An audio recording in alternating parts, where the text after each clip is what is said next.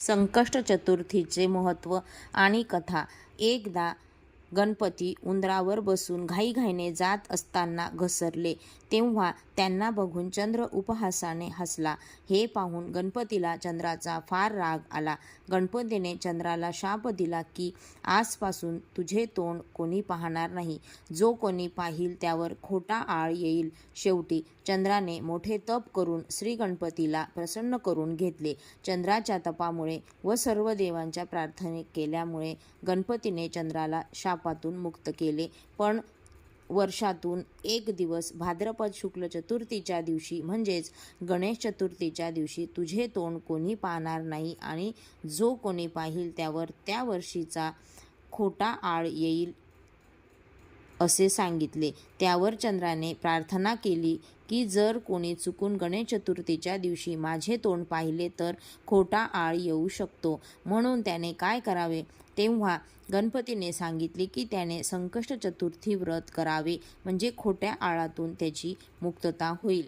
गणेश चतुर्थीच्या दिवशी चंद्र पाहिल्यामुळे श्रीकृष्णावर स्वमंतक मणी चोरल्याचा खोटा आळ आला होता.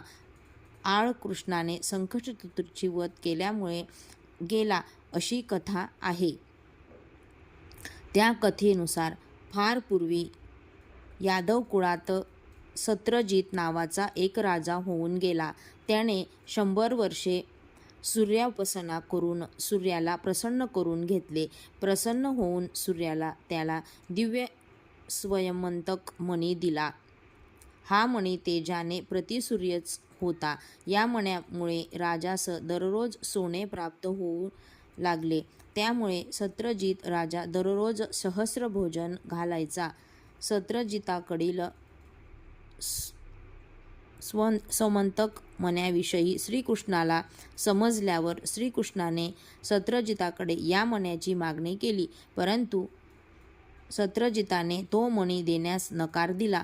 पुढे एक दिवस सत्रजिताचा बंधू प्रसेन हा स्वयंतक मणी गळ्यात घालून अरण्यात शिकारीसाठी गेला असता एका सिंहाने त्याच्यावर हल्ला करून प्रसेनाला ठार मारले व तो दिव्य मणी पळवला.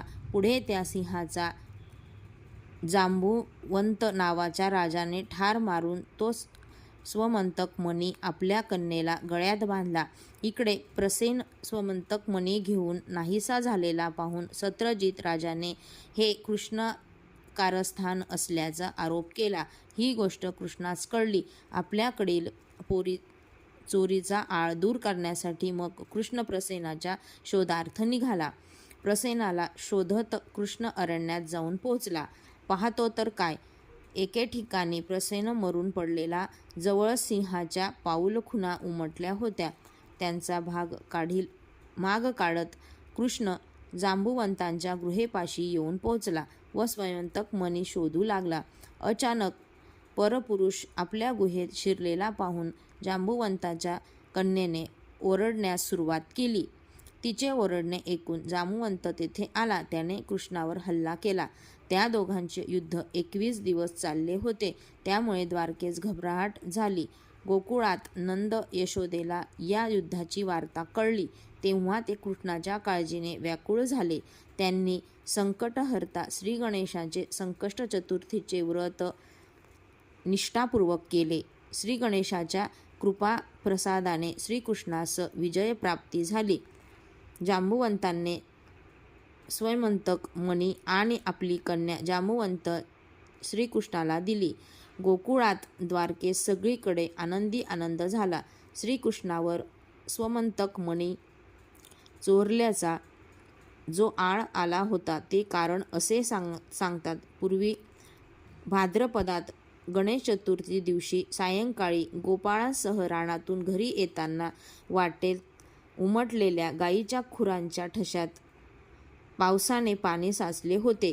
त्या पाण्यात कृष्णाने चंद्र पाहिला आणि श्री गणेशाने चंद्रास दिलेला शाप श्रीकृष्णास अशा प्रकारे भोवला होता. परंतु संकष्ट चतुर्थीच्या व्रताच्या प्रभावाने श्रीकृष्णावरील चोरीचा आळ दूर होऊन श्रीकृष्णाने स्वमंतक मणी सत्यजिताला परत दिला. सत्यजिताने श्रीकृष्णाची क्षमा मागून आपली कन्या सत्यभामा श्रीकृष्णास दिली.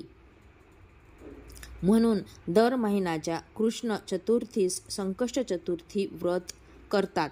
या व्रतामुळे संकष्टहर्त्या श्री गणेशाची कृपा लाभते.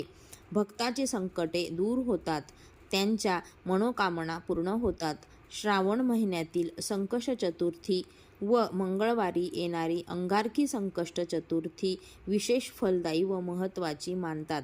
दर महिन्यात चतुर्थी करणे शक्य नसल्यास प्रत्येकाने निदान वर्षातून या 2 तरी अवश्य कराव्यात. त्यामुळे आपल्याला पूर्ण वर्षाचे चतुर्थी केल्याचे पुण्य लाभते.